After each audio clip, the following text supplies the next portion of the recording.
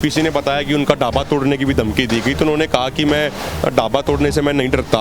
यदि प्रशासन तोड़ना चाहता है ढाबा तोड़ दे, लेकिन जब तक आंदोलन चल रहा है तब तक कोई हाथ नहीं लगाएगा। पूरा किसान समाज राम सिंह राणा जी के साथ खड़ा है, कंधे से कंधा मिला के खड़ा है। यदि उनके ऊपर ज्यादती करने का प्रयास कोई प्रशासन द्वारा, सरकार द्वारा किया गया तो किसान कौम चुप नहीं बैठेगी, उसका मुंह तोड़ जवाब दिया जाएगा। ठीक है, कोरोना एक बीमारी है, लेकिन देश के किसान को तो वैसे भी मरना पड़ रहा है ना।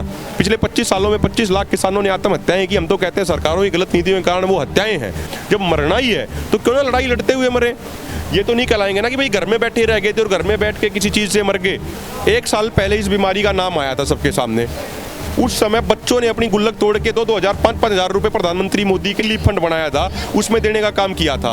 लाखों करोड़ों रुपए इकट्ठे हुए। हमें तो लगता है इन्होंने वो सारा पैसा चुनावी प्रचार में बहा दिया।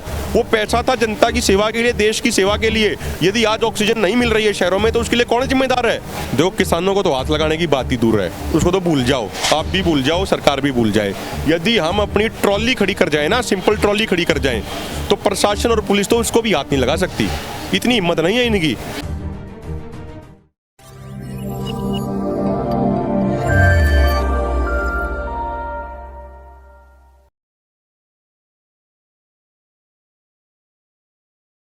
पंजाब न्यूज़ देख रहे सारे ही देश ਦੇ ਦਰਸ਼ਕਾਂ ਦਾ ਮੈਂ ਹਰਜੀਤ ਕੌਰ ਸਵਾਗਤ ਕਰਦਾ। ਦਰਸ਼ਕੋ, ਗੋਲਡਨ ਹੱਟ ਦੇ ਵਿੱਚ ਮੌਜੂਦ ਆ, ਜਿੱਥੇ ਤੁਸੀਂ ਦੇਖਿਆ ਕਿ ਸੰਯੁਕਤ ਕਿਸਾਨ ਮੋਰਚੇ ਨੇ ਵੀ ਇੱਕ ਕਾਲ ਦਿੱਤੀ ਸੀ ਕਿ ਮੁੱਠੀ ਅਨਾਜ ਆ, ਜਿਹੜਾ ਕਣਕ ਹੈ, ਉਹ ਇਸ ਕਿਸਾਨੀ ਅੰਦੋਲਨ ਦੇ ਵਿੱਚ ਲਿਆਈ ਜਾਵੇ, ਕਿਉਂਕਿ ਲਗਾਤਾਰ 6 ਮਹੀਨੇ ਦਾ ਰਾਸ਼ਨ ਤਾਂ ਕਿਸਾਨ ਲੈ ਕੇ ਆਏ ਸੀ, ਪਰ ਗਰਮੀ ਬਹੁਤ ਜ਼ਿਆਦਾ ਆ ਰਹੀ ਹੈ, ਦਿੱਕਤਾਂ ਵੀ ਆ ਸਕਦੀਆਂ ਨੇ, ਖਰਾਬ ਵੀ ਹੋ ਸਕਦਾ ਅਨਾਜ। ਇਸ ਲਈ ਗੋਲਡਨ ਹੱਟ ਦੇ ਵਿੱਚ ਜਿਹੜਾ ਕਿ ਗੇਹੂੰ ਦਾ ਇੱਕ ਪਲਾਟ ਲਗਾਇਆ ਗਿਆ।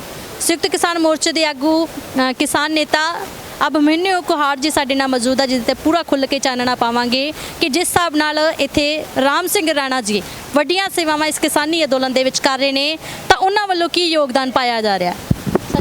सत श्री अकाल जी। हादसा जी देख रहे हैं असीं तुसीं कि अज इत्थे गेहूं दा भी प्लाट लाया जा रहा, जल सेवा सप्लाई भी शुरू की गई। लगदा कि जिस हिसाब नाल इन्हां वल्लों किसानी अंदोलन दे विच सपोर्ट की जा रही है, तां प्रशासन वल्लों इन्हां नूं इह ना कह दित्ता जावे कि ये पाकिस्तानी ने। देखो, सबसे पहले मैं ये कहना चाहूँगा, इससे पहले भी जो राम सिंह राणा हैं, गोल्डन हट के मालिक हैं, वो उनको कई नोटिस भी आ चुके हैं प्रशासन की तरफ से। किसी ने बताया कि उनका ढाबा तोड़ने की भी धमकी दी गई, तो उन्होंने कहा कि मैं ढाबा तोड़ने से मैं नहीं डरता। यदि प्रशासन तोड़ना चाहता है ढाबा तोड़ दे, लेकिन जब तक आंदोलन चल रहा है तब तक कोई हाथ नहीं लगाएगा। वो कहते हैं मैं किसान का बेटा हूँ। यदि किसान के खेती बाड़ी से ही यहाँ तक उठ के आए हैं, यदि खेती किसानी के लिए ही अपना अगर ये भी न्यौछावर करना पड़े, 35-40 करोड़ की उनकी प्रॉपर्टी है, तो ये न्यौछावर करने को भी तैयार हैं। तो ऐसे जो किसान सुपुत्र, जो धरती पुत्र हैं, वो किसी चीज़ से नहीं डरते।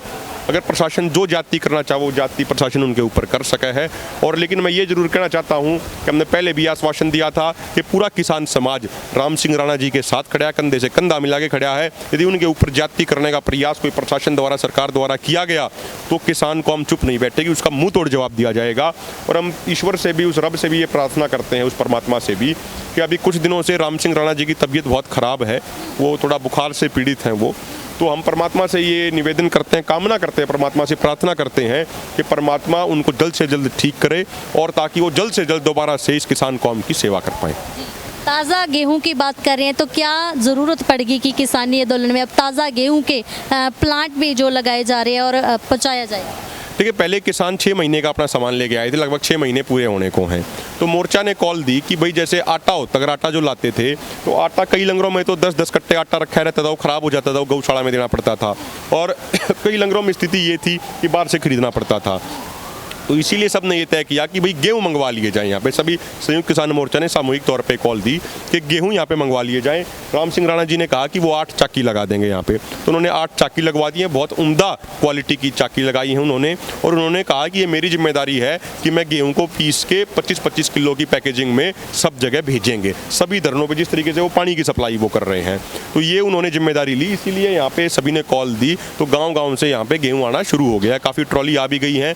आज सोनीपत जिले के गोवाना तहसील के कथुरा गांव के किसान भाई बड़ी संख्या में 7-8 ट्रॉली गेहूं यहाँ पे लाए हुए हैं भर के। और उससे पहले 2-3 ट्रॉली गेहूं थी, वो मंडी में बेच के उसकी और भी राहत सामग्री और भी किसानों के लिए चीज़ें लाए हैं। तो कथुरा गांव हमेशा से क्रांतिकारी गांव रहा है, पहले से भी उनका आंदोलन में पूरा सहयोग है। तो ठीक इसी तरीके से कभी कुछ दिन पहले गगसीना गांव के किसान भाई आए हुए थे, कुछ दिन पहले पिनाना गांव के आए हुए थे, और उसके अलावा अभी और भी पिल्लू खेड़ा से कई जगह से किसान चल रहे हैं। तो बड़ी मात्रा में यहाँ पे गेहूँ इकट्ठा होना शुरू हो गया है। और सरकार पहले यदि ये सोचती थी कि भाई सिर्फ 6 महीने का राशन है हमारे पास और हमारे 6 महीने पूरे हो गए हैं, तो अब जो किसान ये राशन लाना शुरू हुए हैं, जो गेहूँ लाना शुरू हुए हैं, ये 6 साल की तैयारी तक है। जितना मोर्चा लंबा चलेगा तो प्रबंध भी वैसे ही किए जाएंगे। बिल्कुल बिल्कुल उसी तरीके से, जितनी ज़रूरत पड़ेगी, जिस तरीके से पड़ेगी, किसान उसी तरीके से आएंगे। अभिमन्यु जी, जैसे आपने बोला कि गेहूं आना तो शुरू हो गया, लेकिन लॉकडाउन 7 दिन का लगाया गया है, 10 तारीख तक लॉकडाउन चलेगा। तो क्या लगता है, एक तरफ तो धारा 144 भी लगाई है, क्या उस जैसे एक सरकार ने कहा कि पूरी जो सख्त नियम दिए गए उनकी पालना करनी पड़ेगी, तो क्या लगता है कि प्रशासन की तरफ से कोई रोक टोक नहीं की जाएगी? देखिए, ये जो धारा 144 है, ये किसानों के ऊपर लागू नहीं होती। जब 26 नवंबर को आंदोलन शुरू हो रहा था, उस समय भी कोविड की बहुत सारे प्रोटोकॉल बनाए हुए थे, सभी प्रोटोकॉल को तोड़ते हुए किसान यहाँ पे आए थे। क्योंकि किसान एक बात समझ चुका है, भाई ठीक है कोरोना एक बीमारी है, लेकिन देश के किसान को तो वैसे भी मरना पड़ रहा है ना। पिछले 25 सालों में 25 लाख किसानों ने आत्महत्याएं की। हम तो कहते हैं सरकारों की गलत नीतियों के कारण वो हत्याएं हैं जो सरकारों ने वादा खिलाफी धोखाधड़ी की। तो 25 लाख किसान मर गए, आज तक किसी ने सवाल नहीं पूछा, संसद के अंदर किसी ने सवाल नहीं उठाया, किसी पत्रकार ने ये नहीं पूछा, जो बड़े बड़े न्यूज़ चैनल्स के पत्रकार हैं, कि भाई किसानों की ये मौत क्यों हो रही है, इनकी मौत रोकी जाए, किसी ने कोई बात नहीं की कभी भी। तो हमारा सवाल ये है कि भाई किसान को तो मरना ही है। यदि ये कानून वापस नहीं हुए, यदि एमएसपी गारंटी कानून लागू नहीं हुआ, तो किसान को तो मरना ही है। खेत में मरेगा, गांव में मरेगा, घर में मरेगा। जब मरना ही है तो क्यों ना लड़ाई लड़ते हुए मरे।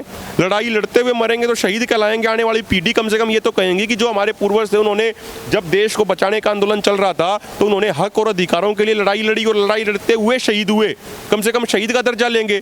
ये तो नहीं कहलाएंगे ना कि भाई घर में बैठे रह गए थे और घर में बैठ के किसी चीज़ से मर गए। एक ना एक दिन जाना तो दुनिया से सबको छोड़ के है ही है, सब जाएंगे, परमानेंट कोई नहीं आता यहाँ पे। लेकिन बात ये होती है कि कौन तो समाज के लिए काम करते हुए जाता है और कौन पैसे अपने लिए खुद के लिए जोड़ते हुए ही ऊपर चला जाता है। फर्क इतना ही है। तो भाई ये किसान कौम तो वो लोग हैं, आज इन इतिहास उठा के देखो आप, सैकड़ों सालों का इतिहास उठा के देखो, बहुत सारे क्रूर तानाशाह आए जिन्होंने बहुत सारी क्रूर हरकतें की, लेकिन सभी तानाशाहों के घमंड को चकनाचूर करने का काम इसी इलाके की किसान कौम ने किया है। यदि मोदी सरकार नहीं सुधरेगी, नहीं संभलेगी, तो आने वाले समय में मोदी सरकार का भी घमंड को चूर चूर करने का काम किसान कौम करेगी। जैसे कोरोना की बात की जा रही है, ऑक्सीजन की कमी हो रही है, तो आपकी तरफ से भी संयुक्त किसान मोर्चे के आगुओं की तरफ से या आपसे इस किसानी आंदोलन में ऐसे प्रबंध किए गए जो कोरोना से बिल्कुल, किसान सारी चीज़ों का ध्यान रख रहे हैं। हमारे यहाँ पे कई हॉस्पिटल भी चल रहे हैं, किसान मजदूर एकता हॉस्पिटल है, उसके अलावा और भी जो हॉस्पिटल हैं, तो वहाँ पे सभी चीज़ों का ध्यान दिया जा रहा है। सारी फैसिलिटीज़ हमारे पास हैं। आज सुबह अब एक हम हॉस्पिटल भी देख के आए हैं कि यहाँ पे कॉलेज है एक वहाँ पे, तो वहाँ पे उन्होंने ऑफर किया कि भाई हम अपने बेड देने को तैयार हैं। यहाँ पे 50 बेड का हम यहाँ पे पूरा सेंटर बनाने को तैयार हैं। तो संयुक्त किसान मोर्चा भी विचार करेगा और मिलजुल के अच्छी चीज़ें बनाई जाएंगी। ऑक्सीजन की भी व्यवस्था हाँ, देखिए यहाँ पे पहले जो यहाँ के ऑक्सीजन प्लांट हैं वो हमें ऑक्सीजन दे देते थे, हमारे सिलेंडर को रिफिल कर दिया जाता था। लेकिन अभी जब से ये नया नियम बनाया प्रशासन ने कि भाई डीसी की अनुमति बहुत ज़रूरी है, अगर वो डीसी की अनुमति नहीं होगी तो प्लांट वाले ऑक्सीजन नहीं देते, तो हमने अपनी तरफ से उनको एप्लीकेशन डाल दी है कि भाई आप ऑक्सीजन यहाँ पे रिफिलिंग कराइए। आपने एप्लीकेशन दी है कि प्लांट से अगर हमें ऑक्सीजन लेनी पड़े तो हम ले सकते हैं। देखिए, बात सिर्फ कोरोना जैसी बीमारी की नहीं है, इतना बड़ा आंदोलन चल रहा है, किसी को कोई समस्या हो जाती है, किसी को हार्ट की प्रॉब्लम हो गई, तो 8-10 सिलेंडर तो इमरजेंसी के लिए यूज के लिए हमेशा चाहिए, जो पहले हमेशा रहते थे। लेकिन अब प्रशासन ने ये कर दिया कि भाई प्रशासन की अनुमति के बिना किसी का सिलेंडर नहीं भरना है। कोई प्लांट वाला भरता है तो उसके ऊपर जमाखोरी, खड़ा बजारी, पता नहीं क्या क्या आरोप लगाए जाते हैं। तो हमने एक वो जो प्रोसेस है उसके तहत हमने उनको भी बोल दिया, उन्हें इन्फॉर्म कर दिया है कि भाई आप हमारे सिलेंडर रिफिल कराइए। तो उन्होंने कहा कि 1-2 दिनों में हम आपकी व्यवस्था कराएंगे। इस हिसाब से पूरे देश में कोरोना का हाहाकार मची हुई है, ऑक्सीजन की कमी की बहुत ज़्यादा मौतें की जा रही है, तो अगर संपूर्ण लॉकडाउन लग जाता है पूरे देश में तो मोर्चे की क्या स्थिति? देखो, जो आपने सवाल पूछा, इस सवाल से पहले एक सवाल पूछा जाना चाहिए। 1 साल पहले इस बीमारी का नाम आया था सबके सामने, उस समय बच्चों ने अपनी गुल्लक तोड़ के 2-2 हज़ार 5-5 हज़ार रुपये प्रधानमंत्री मोदी के नए रिलीफ फंड में, जो उन्होंने नया रिलीफ फंड बनाया था, उसमें देने का काम किया था। ठीक है, लाखों करोड़ों रुपए इकट्ठे हुए। लेकिन आज क्या तैयारी की सरकार ने? हमें तो लगता है इन्होंने वो सारा पैसा चुनावी प्रचार में बहा दिया, वो सारा पैसा मोदी जो प्रधानमंत्री मोदी है उनके प्रचार में बहा दिया। वो पैसा था जनता की सेवा के लिए, देश की सेवा के लिए। यदि आज ऑक्सीजन नहीं मिल रही है शहरों में तो उसके लिए कौन जिम्मेदार है? उसके लिए देश की जनता जिम्मेदार नहीं है, उसके लिए प्रधानमंत्री मोदी, गृह मंत्री अमित शाह और इनकी सरकार जिम्मेदार है। क्या किया इन्होंने 1 साल में? ऑक्सीजन तो वो चीज है जिसके ऊपर हर प्राणी का अधिकार है, मनुष्यों का अधिकार है, पशु पक्षियों का अधिकार है, लेकिन ये ऑक्सीजन नहीं दे पा रहे हैं। इससे ज्यादा बुरा समय और क्या आएगा? ये ऑक्सीजन की सप्लाई नहीं कर पा रहे हैं। और जो बात मैं पहले भी कह रहा था, देश की जनता को आज ये समझना चाहिए ये ऑक्सीजन प्लांट प्राइवेट लोगों के हाथ में थे, इसलिए उन्होंने जमाखोरी, कालाबाजारी की और ऑक्सीजन के लिए लोगों को तरसना और तड़पना पड़ रहा है। यदि ये तीनों काले कानून वापस नहीं हुए, यदि एमएसपी गारंटी कानून नहीं बना, तो जो ये मंडी प्राइवेट हो गई, तो आने वाले समय में हमारे देश की जनता को अनाज के एक दाने के लिए भी ठीक इसी तरीके से तरसना और तड़पना पड़ेगा जैसे आज ऑक्सीजन के लिए तरसना और तड़पना पड़ रहा है। तो इसलिए जो देश का किसान है, ये पूरे देश को बचाने की लड़ाई लड़ रहा है, ये देश के भविष्य को बचाने की लड़ाई लड़ रहा है, ये देश की आगे की नस्लों को बचाने की लड़ाई लड़ रहा है। इसीलिए सभी वर्गों को, 36 बिरादरी को बढ़ चढ़ के इस आंदोलन में हिस्सा लेना चाहिए जिस तरीके से आज तक ले रहे हैं। ज़्यादा संपूर्ण लॉकडाउन कर गया, यहाँ पे भी लाठी चार्ज करके वो किसानी आंदोलन को उधेड़ने की बात करेंगे, तो फिर क्या करें? देखो, किसानों को तो हाथ लगाने की बात ही दूर है, उसको तो भूल जाओ, आप भी भूल जाओ, सरकार भी भूल जाए। यदि हम अपनी ट्रॉली खड़ी कर जाए ना, सिंपल ट्रॉली खड़ी कर जाए, तो प्रशासन और पुलिस तो उसको भी हाथ नहीं लगा सकती। इतनी हिम्मत नहीं है इनकी। इन्होंने कोशिश कर ली थी 26 नवंबर से पहले, रोड खोद दिए, पानी की बौछारें की, आंसू गैस के गोले छोड़े, पता नहीं क्या क्या किया। इनको एक बात तो मेरे को लगता है समझ में आ गई इनको कि ये किसान कौम दबाने से नहीं दबेगी। इसको जितना दबाओगे ना, ये स्प्रिंग की तरह उतना ही अधिक ताकत से ऊपर उठेगी। हम झुकने वाले नहीं हैं, गर्दन कटा लेंगे, लेकिन सरकारों की गलत और जालिम नीतियों के सामने सर झुकाएंगे नहीं। तो इसीलिए संपूर्ण लॉकडाउन लगा लें या ये कुछ भी लगा लें, ये हमारे ऊपर कोई फर्क नहीं पड़ने वाला। हमारे किसान ठीक इसी तरीके से आएंगे जैसे पहले आते थे। यदि प्रशासन उनको तंग करने का प्रयास करता है, प्रशासन उनको रोकने का प्रयास करता है, तो संयुक्त किसान मोर्चा उसका करारा जवाब देगा, मुंह तोड़ जवाब देगा। प्रशासन इस बात को भूल जाए कि वो लॉकडाउन या कोरोना का बहाना बना के हमें उठा देंगे। जी, हमने पहले भी देखा कि जब किसानी आंदोलन शुरू किया गया था तो तब भी कई किसानों पे लाठीचार्ज किया गया, लेकिन सिरसा में भी लाठीचार्ज किया गया, उसके बारे में क्या? देखिए, ये जो आप बात कर रहे हैं ये भिवानी की बात है, ये अभी 2-3 दिन पहले हुआ है। लाठीचार्ज तो अपने आप में एक गंभीर मुद्दा है ही है, लेकिन भिवानी वाला लाठीचार्ज इसलिए भी गंभीर है क्योंकि वहाँ पे सिविल ड्रेस में, और जो प्राइवेट लठ होते हैं वो सरकारी लठ नहीं थे, वे प्राइवेट आदमी, वो कौन थे सिविल ड्रेस में मालूम नहीं, प्राइवेट थे या सरकारी थे, या बीजेपी के गुंडे थे, आरएसएस के गुंडे थे, वो प्राइवेट लठ लेके महिलाओं के ऊपर तक उन पे लाठियां मार रहे हैं। यदि भाई आपको गिरफ्तारी करनी है, कोई कार्रवाई करनी है, तो महिला पुलिस होती है, पुलिस यूनिफॉर्म वाली होती है, उनके ऊपर बैज भी होता है उनके पास, उस तरीके से होनी चाहिए। लेकिन ये तो सरेआम गुंडागर्दी कर रहे हैं, खुलेआम गुंडागर्दी कर रहे हैं। तो इससे भाजपा और आरएसएस का असली चरित्र देश की जनता के सामने आ गया है। अभी उस मसले पे एक बड़ी पंचायत भी हुई है भिवानी साइड ही, और उस पंचायत ने फैसला लिया है कि 10 तारीख तक या तो उन लाठीचार्ज करने वालों के ऊपर कार्रवाई की जाए, उनके ऊपर मुकदमा दर्ज किया जाए, अन्यथा वहाँ की पंचायत, खाप पंचायत कोई बड़ा फैसला लेगी। भी पर्चा दर्ज किया गया है, जो यहाँ वहाँ पे विरोध करने के लिए आए थे। लाठीचार्ज तो किया, लेकिन पर्चे दर्ज करने कितनी? देखिए, जो केस दर्ज होते हैं ये तो आंदोलनकारियों के मेडल होते हैं, तो जब गलत चीज़ के खिलाफ लड़ाई लड़ रहे हैं तो मुकदमे भी भुगतने पड़ेंगे, जेल में भी जाना पड़ेगा, सारी चीज़ें करनी पड़ेंगी, तो वो कोई विषय नहीं है। जब आगे आने वाली पीढ़ी हमें जज करेंगी, जब हमारे बारे में वो फैसला लेंगी, तो हमारा फैसला इसी बात से लिया जाएगा कि हमारे ऊपर कितने मुकदमे थे। यदि ज़्यादा मुकदमे होंगे तो समाज समझेगा कि भाई इन्होंने अच्छा काम किया। मुकदमे लेकिन किस मुद्दे पे होने चाहिए? आंदोलन के मुद्दे पे होने चाहिए, और किसी मुद्दे पे नहीं, कोई अपहरण डकैती के मुद्दे पे नहीं, वो तो शर्म की बात है। लेकिन आंदोलन में मुकदमे होना ये गर्व की बात है। ये तो यदि मुकदमे होंगे तो कोई बात नहीं, उनको झेलेंगे, उनको सहेंगे, कोई बात नहीं है।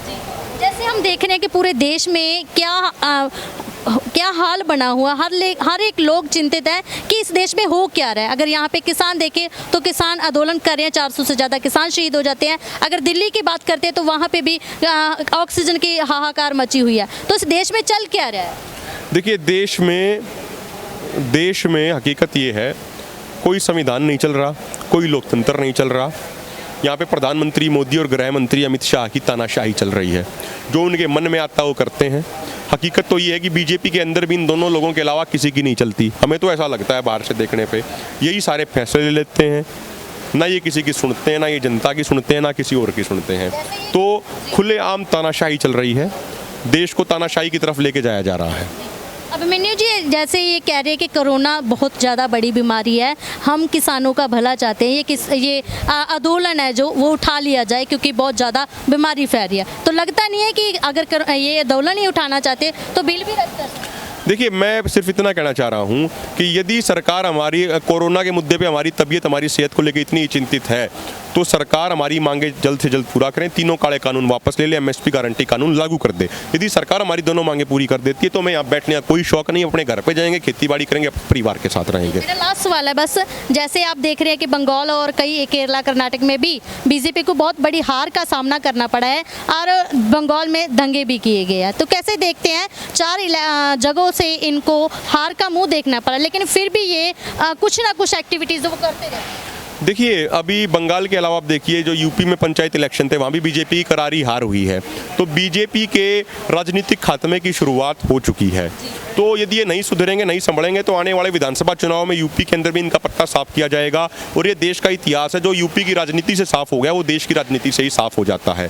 और जहाँ तक बात है हिंसा की, तो देखिए हम किसी भी तरह की हिंसा का समर्थन नहीं करते हैं, चाहे कोई भी हिंसा कर रहा हो, हिंसा बिल्कुल भी नहीं होनी चाहिए। हमारा पूरा विश्वास लोकतांत्रिक तरीके, संविधान तरीके और गांधीवादी तरीकों में है। हम हिंसा के सख्त खिलाफ हैं, चाहे वो हिंसा कोई भी कर रहा हो। बहुत धन्यवाद। जाते जाते एक मैसेज।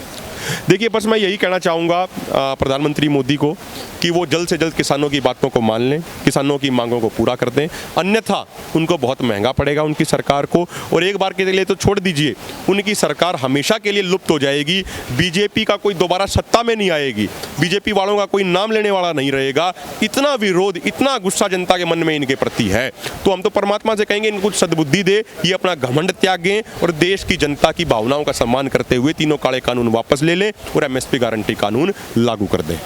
तो दर्शकों, ये सन अभिमन्यु कुहाड़ जी ਜਿਹੜੇ ਕਿ ਲਗਾਤਾਰ ਤੁਸੀਂ ਦੇਖਿਆ ਕਿ ਕਿਸਾਨੀ ਅੰਦੋਲਨ 'ਚ ਆਪਣਾ ਸਮਰਥਨ ਦੇ ਰਹੇ ਨੇ। ਸੋ ਬਣੇ ਰਹੋ ਪੰਜਾਬ ਨਿਊਜ਼ ਨਾਲ, ਲਗਾਤਾਰ ਤੁਹਾਨੂੰ ਇਹਦੀ ਸ਼ਖਸੀਅਤਾਂ ਦੇ ਰੂਬਰੂ ਕਰਵਾਉਂਦੇ ਰਹਾਂਗੇ। ਤਦ ਤੱਕ ਲਈ ਇਜਾਜ਼ਤ ਦਿਓ, ਧੰਨਵਾਦ।